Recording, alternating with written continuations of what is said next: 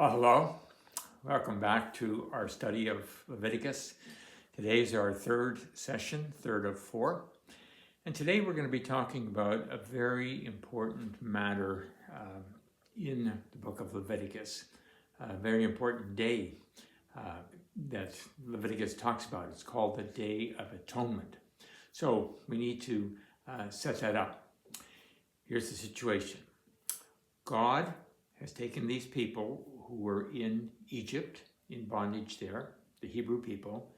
He's brought them out of bondage.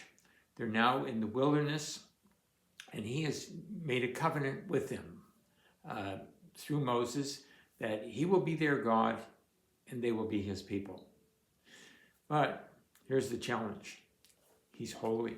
God is holy. And how can a holy God have fellowship with people who aren't holy, who are sinful?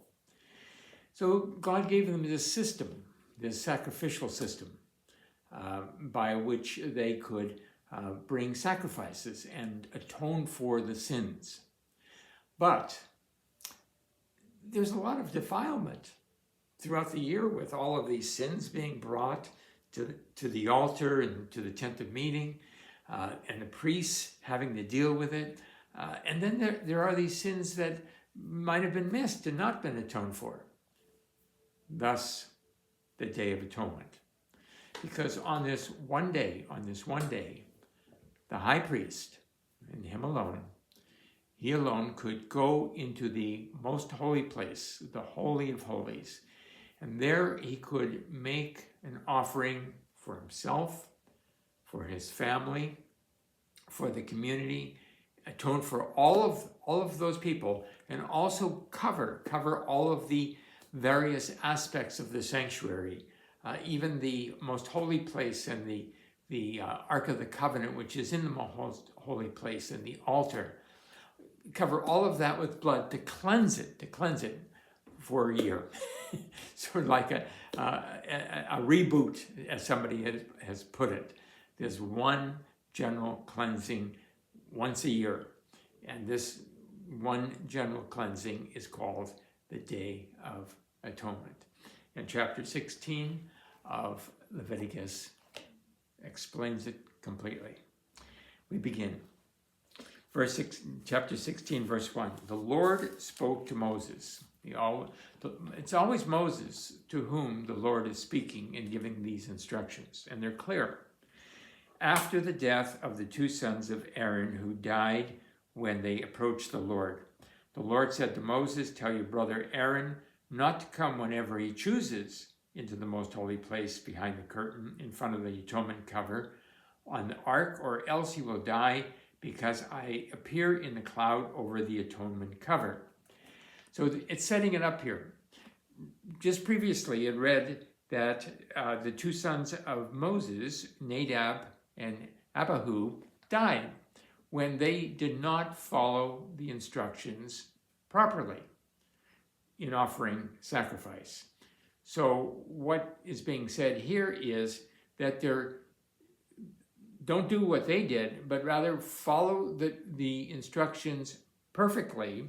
Don't come behind the curtain whenever you want and whichever way you want, but in a particular way, And that particular way is to be laid out now. And of course, the way is by sacrifice. So first, those things that are necessary for the sacrifice are mentioned. This is how Aaron is to enter the sanctuary area: with a young bull for a sin offering and a ram for a burnt offering. He is to put on the sacred linen tunic with linen and undergarments next to his body. He is to tie the linen sash around him and put on the linen turban. These are the sacred garments, so he must bathe himself with water before he puts them on. From the Israelite community, he is to take 2 male goats for a sin offering and a ram for a burnt offering. So some animals are necessary, first of all. A bull, a couple of rams, some goats, all for offerings for him, his family, and then for the people. He's also to put on the tunic. You remember the last time we talked about what an elaborate dress that the high priest had. But in this case, he takes it all off and he puts on a simple tunic that all of the others might have worn, because he might be the high priest, but he's just also one of the people. So it's elaborate before people, but humble before the Lord. And he has to wash himself, symbolically representing the cleaning of himself inside for this important job that he is about. Now the order of the day is laid out.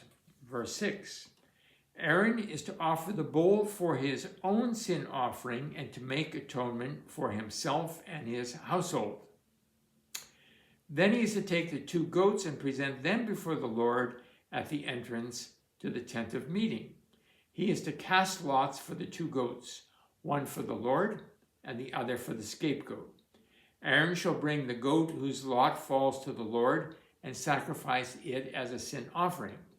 But the goat chosen by lot as the scapegoat must be presented alive before the Lord to be used for making atonement by sending it into the desert as a scapegoat.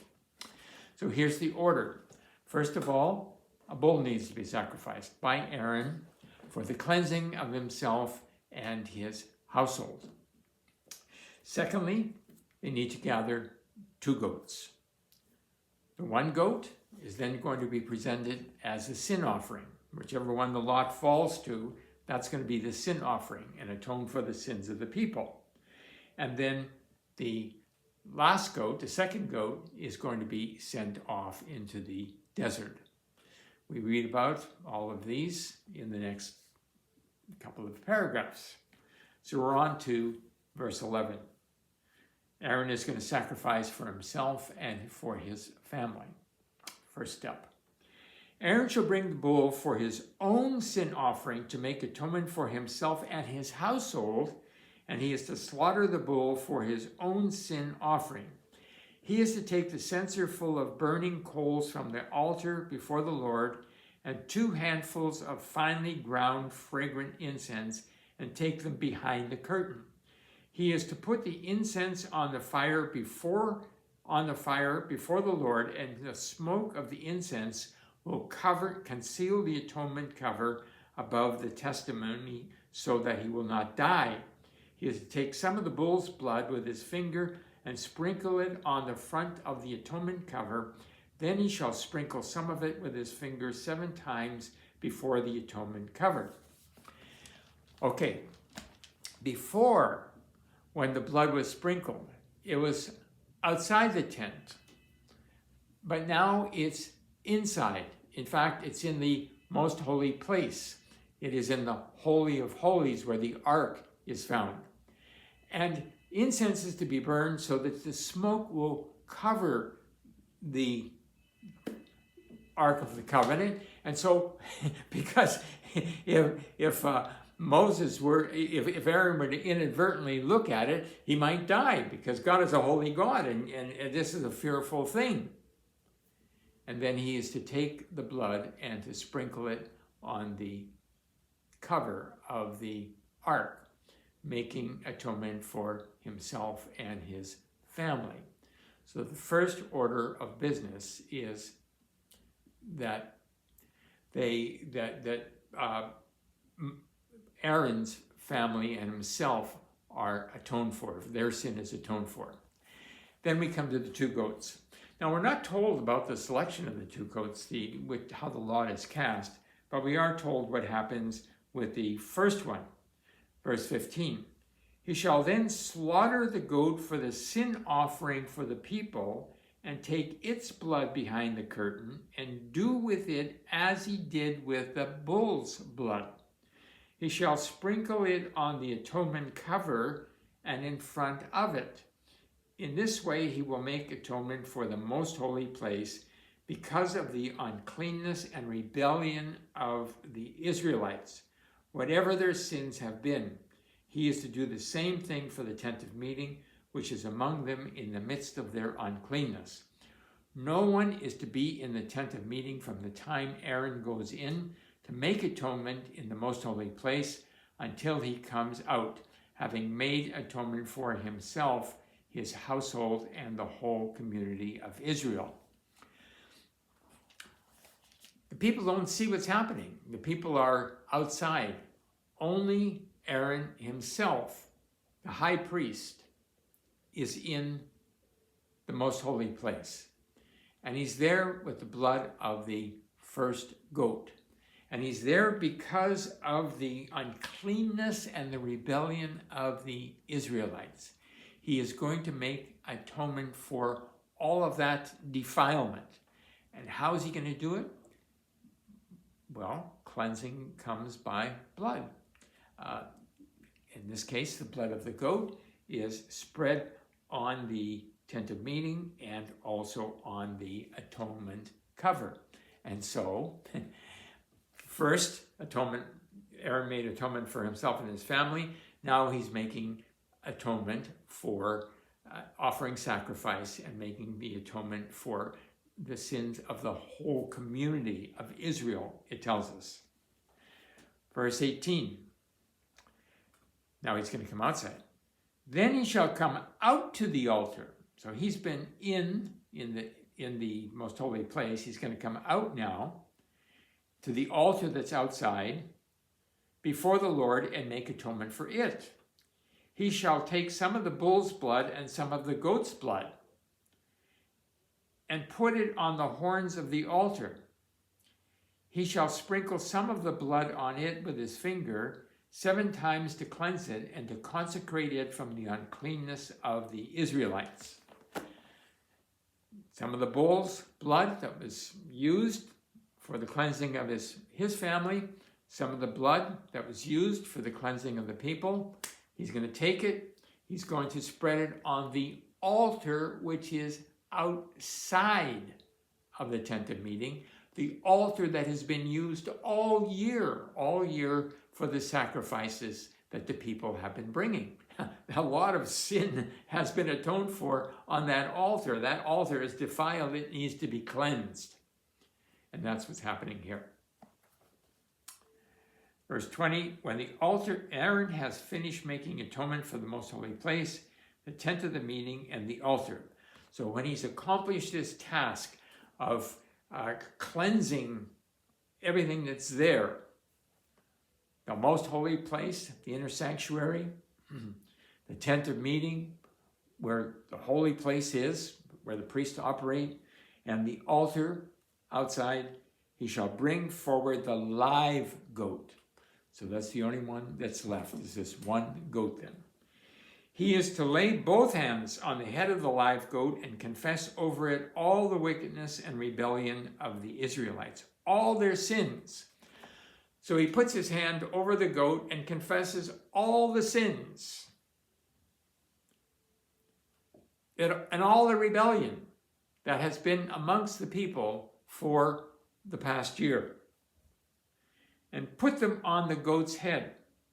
He's identifying, he's transferring these sins to the goat's head. He then shall send the goat away into the desert in the care of a man appointed for the task. The goat will carry on itself all their sins to a solitary place, and the man shall release it in the desert. This goat is, of course, called a scapegoat, and this goat is now going off into the desert, and this goat has been identified with all the sins and rebellion of the community. In other words, the people will visually see that their sins have been taken away. They've been covered. And that's what all of this is about, that all of the sins could be dealt with so that the people can continue in fellowship with God. Well, Aaron has been defiled by what he's done. The man taking away the goat into the desert has been defiled. They need to be cleansed, and that's what we read about here. Then Aaron is to go into the tent of meeting and take off the linen garments he put on before he entered the most holy place. And he is to leave them there. His garments have been defiled by what he's been doing. He shall bathe himself with water in a holy place. Get rid of all this defilement. It's an outward act that symbolizes what's happening inwardly. And put on his regular garments. Then he shall come out and sacrifice the burnt offering for himself and the burnt offering for the people, to make atonement for himself and for the people. He shall also burn the fat of the sin offering on the altar. The man who releases the goat as a scapegoat must wash his clothes and bathe himself with water, and afterward he may come into the camp. The bull and the goat for the sin offerings, whose blood was brought into the most holy place to make atonement, must be taken outside the camp, and their hides and flesh and offal are to be burned. The man who burns them must wash his clothes and bathe himself with water. Afterwards he may come into the camp. So all the people who have been involved in this Day of Atonement in significant ways, like these two men and like the high priest, now need to bathe themselves. They need to clothe themselves because they've been involved with the defilement of sin, And they're to do this every year. That's what it says here in verse 29. This is to be a lasting ordinance for you. On the 10th day of the 7th month, you must deny yourselves and not do any work, whether native born or an alien living among you, because on this day atonement will be made for you to cleanse you. Then before the Lord you will be clean from all your sins. So once a year, every year, Israelites, this is what you need to do. You're going to be bringing sacrifices all year long. You're going to be offering sin offerings and guilt offerings and burnt offerings. Again and again, you're going to do it throughout the whole year. Animals are going to be slaughtered. There are going to be a lot of bulls that are going to be killed. There are going to be a lot of goats that are going to be killed. And birds as well. But once a year, there's going to be a total reboot, if you like, a total cleansing of everything, You, people, the high priest, all of the things that you're using, all the physical things you're using, the tent of meeting, the altar, and even the atonement, the Ark of the Covenant itself. Everything's going to be cleansed. Everything's going to be cleansed once a year, total cleansing. Your sins are going to be taken out of sight. Why is all of this taking place?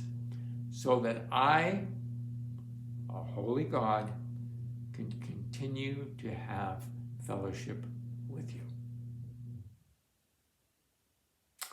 And now what follows at the rest of the chapter are regulations, if you like, so that the people can walk in holiness. The Lord made it very clear that these people who are part of this covenant are to be different, and they're to be separate from the people amongst whom they live, and they are therefore to act in a different way.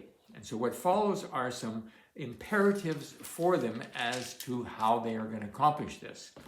The first thing they must realize is that eating blood is going to be forbidden, not forgiven, but forbidden. Chapter 17. The Lord said to Moses, "Speak to Aaron and his sons and to all the Israelites and say to them, this is what the Lord has commanded. Any Israelite who sacrifices an ox, a lamb, or a goat in the camp or outside of it, instead of bringing it to the entrance to the tent of meeting to present it as an offering to the Lord in front of the tabernacle of the Lord, that man shall be considered guilty of bloodshed. He has shed blood and must be cut off from his people. This is so the Israelites will bring to the Lord the sacrifices they are now making in the open fields. They must bring them to the priest, that is to the Lord, and at the entrance to the tent of meeting, and sacrifice them as a fellowship offering. So if you're going to be killing animals for food, then it has to be there at the tent of meeting with the priest involved. Why? Well, probably to guard against people making offerings that aren't really of the Lord, maybe offerings to other gods. There's mentioned here in verse 7 the goat idols. Not sure what they are exactly, but people can do that. They can, because the people around them are doing things like that, making sacrifices to that which is other than God. So people, if you're going to bring a sacrifice, if you're going to kill an animal, make sure you do it at the tent of meeting with the priest involved. Say, verse 8, say to them, any Israelite or any alien living among them who offers a burnt offering or sacrifice and does not bring it to the entrance to the tent of meeting to sacrifice it to the Lord, that man must be cut off from his people. Verse 10, any Israelite or alien living among them who eats any blood, I will set my face against that person who eats blood and will cut him off from his people. Verse 11, very important truth. For the life of a creature is in the blood, and I have given it to you to make atonement for yourselves on the altar. It is the blood that makes atonement for one's life. Therefore I say to the Israelites, none of you may eat blood, nor may an alien living among you eat blood. The eating of animals' blood is obviously clearly prohibited. Why? Well, here's the kind of reasoning that probably goes into it. When an animal loses blood, it dies. Its blood, therefore, gives it life. Okay, in the simplest terms, if you're going to have an animal that's alive, then blood is flowing through the animal. So if the blood goes out of the animal, then the animal is no longer alive. In sacrifice, the life of an animal represented by blood is splashed over the altar. That's what happens in sacrifice. You take the blood and you splash it around.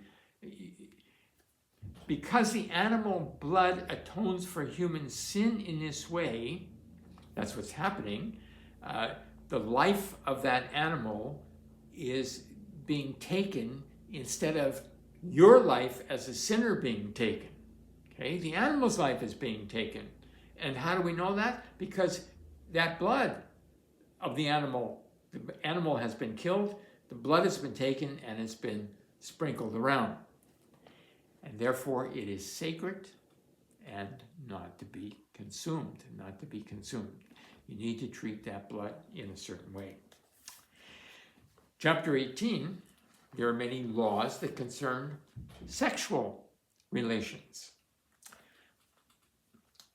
Chapter 18 says, the Lord said to Moses, speak to the Israelites and say to them, I am the Lord your God. You must not do as they do in Egypt, a pagan country, where you used to live, and you must not do as they do in the land of Canaan, where I am bringing you, another pagan environment. Do not follow their practices. You must obey my laws and be careful to follow my decrees. I am the Lord your God. Keep my decrees and laws, for the man who obeys them will live by them. I am the Lord. Okay, this is the basis of what follows. Don't do as the pagans around you do. So what's the first one? No one is to approach any close relative to have sexual relations. I am the Lord. And what follows are all kind of prohibitions about having sexual relations with sisters, your father's wife, your aunt, and so on, and so on, and so on. if you're part of the Israelite community, you must not have sexual relationships with close family members. And what else? Verse 22. Do not lie with a man as one lies with a woman, and that is detestable. Men only lie with women. Women only lie with men. Men with men, women with women, prohibited. Verse 23. Do not have sexual relations with an animal and defile yourself with it. A woman must not present herself to an animal to have sexual relations with it. That is a perversion. It's perverse to have sexual relations with an animal. Verse 24, do not defile yourselves in any of these ways, because this is how the nations that I am going to drive out before you became defiled. We started with that thought, we end with this thought. The people around you, they do these things, but you're not to do them.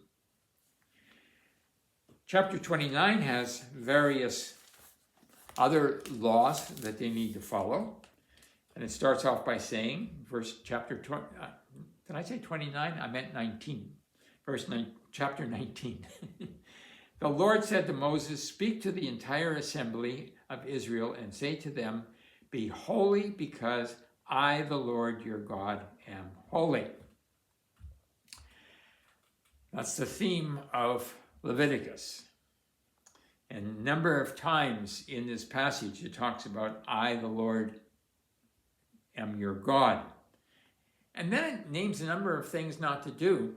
It almost sounds like the Ten Commandments. Do not steal, do not lie, do not deceive one another, do not defraud your neighbor, do not slander people, and on and on and on like that. Things that, yeah, they seem to be obvious truths. But here's not one that's maybe not quite so obvious.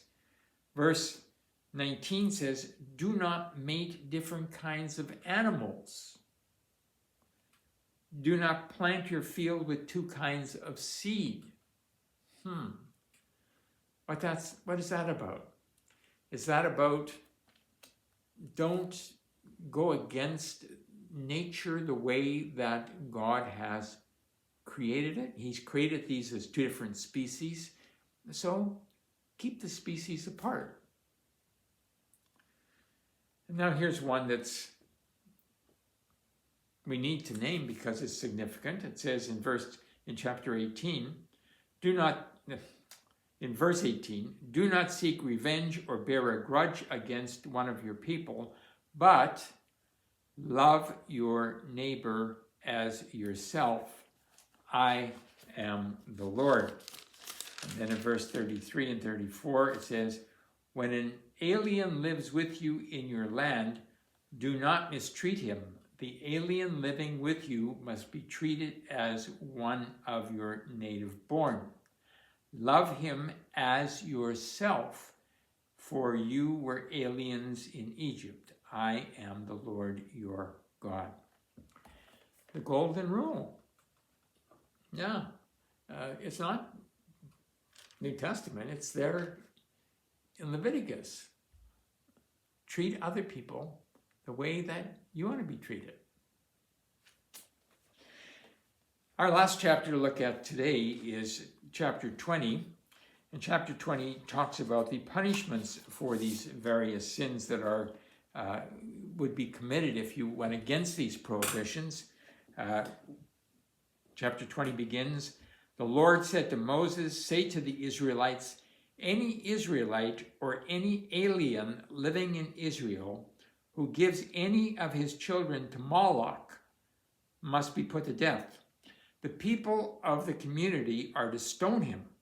I will set my face against that man and will cut him off from his people. For by giving his children to Moloch, he has defiled my sanctuary and profaned my holy name. If the people of the community close their eyes when that man gives one of his children to Moloch, and they fail to put him to death, I will set my face against that man and his family, and will cut off from their people both him and all who follow him in prostituting themselves to Moloch. Moloch, I guess, was a false god, and people were sacrificing to Moloch, but they were actually even sacrificing their children, infants. That's extreme, but when you have pagan gods, sometimes you do crazy things. And what this is saying here is, Israelites, you're living amongst these people. They're doing this, but you're not to do this. And not only that, if you're a neighbor or a family member, you're not to turn a blind eye if you see somebody else doing it, because that will cause my disfavor. Rather, verse 7, consecrate yourselves and be holy, because I am the Lord your God. Keep my decrees and follow them. I am the Lord who makes you holy. And in verse 23, you must not live according to the customs of the nations I am going to drive out before you. Because they did all these things, I abhorred them.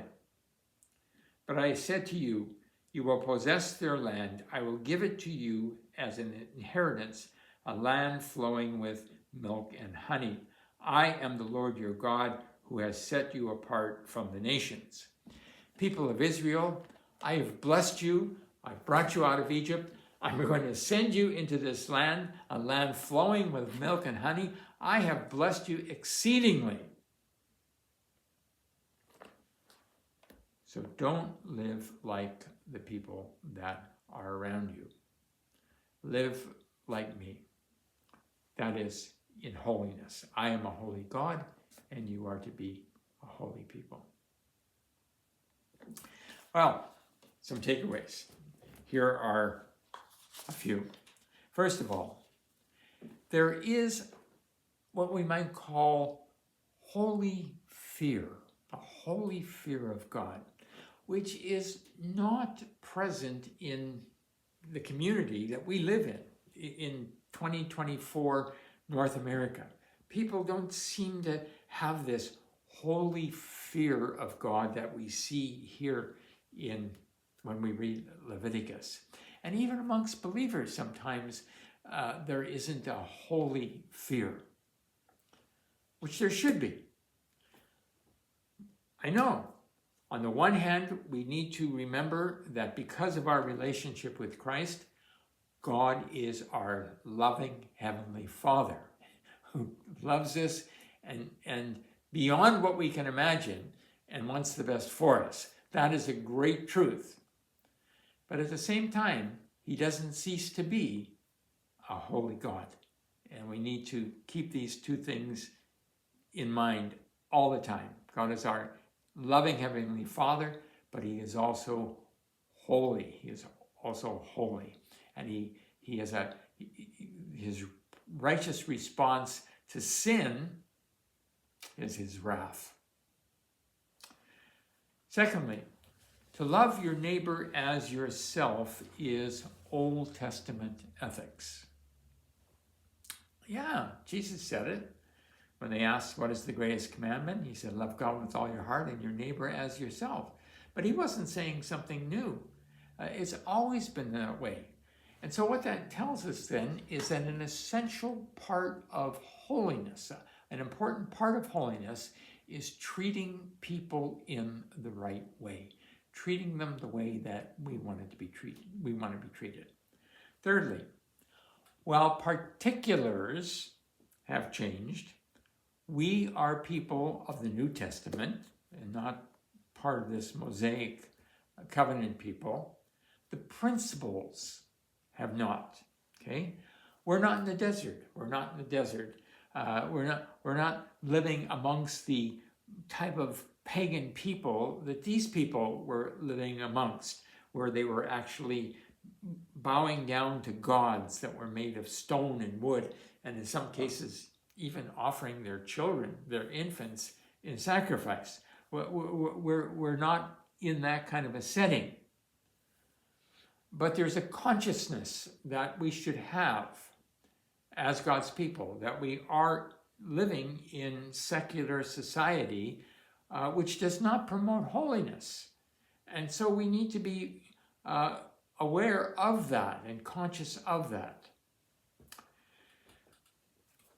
Speaking again about our society, we live in secular societies where administrating sanctions against many of the prohibitions of chapter 20 cannot even be considered. But they do remind us that these matters are serious in God's sight. The sanctions of chapter 20 that we just read a moment ago are very serious. Stone these people if they do these bad things, is what Moses was telling the community of Israel. Well, that was a theocracy, and this could take place then.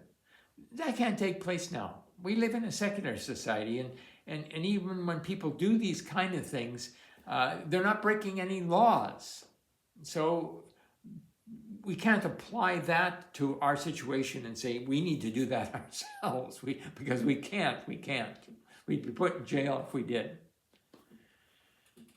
Nonetheless, we need to remember that these matters are still serious issues with respect to God's way of looking at it, and we need to be careful that we go his way about it. Final thought.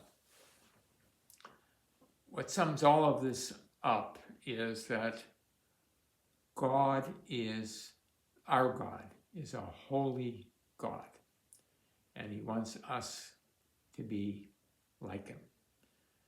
That phrase appears again and again and again. Be holy, because I, the Lord your God, am holy. Beloved, we believers are children of a loving God who is holy, and therefore that should affect the way that we live our lives here and now. God be with you.